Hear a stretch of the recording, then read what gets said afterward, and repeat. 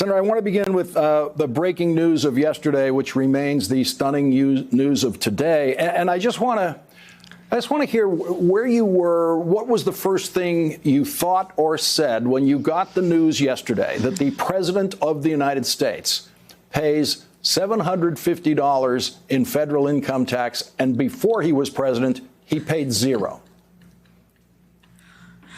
The first thing I said, did you say $750.00? Did you say? I honestly couldn't believe it. I thought that someone left out the 3 zeros, after a comma. I honestly couldn't believe it. I really couldn't. It's, Lawrence, I mean, here's the thing. Not only is it shocking, really shocking, truly shocking, but it's so unfair. And I guess that's really how I feel mostly about it. It's just not right. I mean, you've got teachers, you've got firefighters, you've got, frontline workers.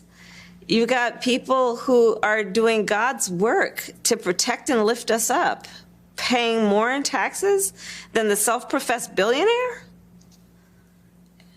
It's inexcusable, and it's just completely, patently unfair.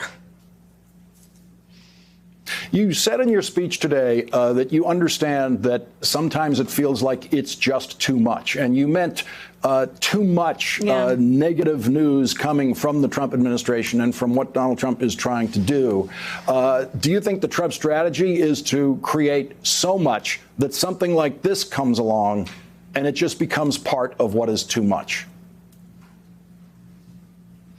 Well, I definitely think that the American people are feeling overwhelmed and tired. And, look, let's just maybe start and end the conversation with COVID-19. Let's not be distracted by the latest that we forget what we just learned, a week or two ago, because Bob Woodward taped a conversation. Which is that the president knew back in January that this virus was contagious, transferred through the air, and that it was lethal.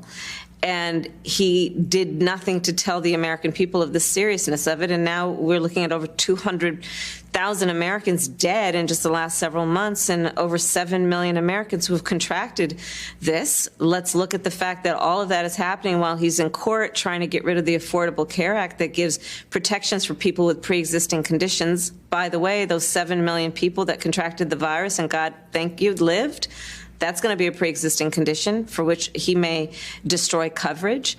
And all of that on top of the fact that he paid $750 in taxes. I think that it's just more of the same. And what is the same? The same is giving the people real legitimate reasons to be very clear that he is incompetent and really incapable of being a leader of our nation, especially in a moment of crisis, and especially when we need our leaders to have integrity and to reflect the values that, we, and in particular working people, hold dear.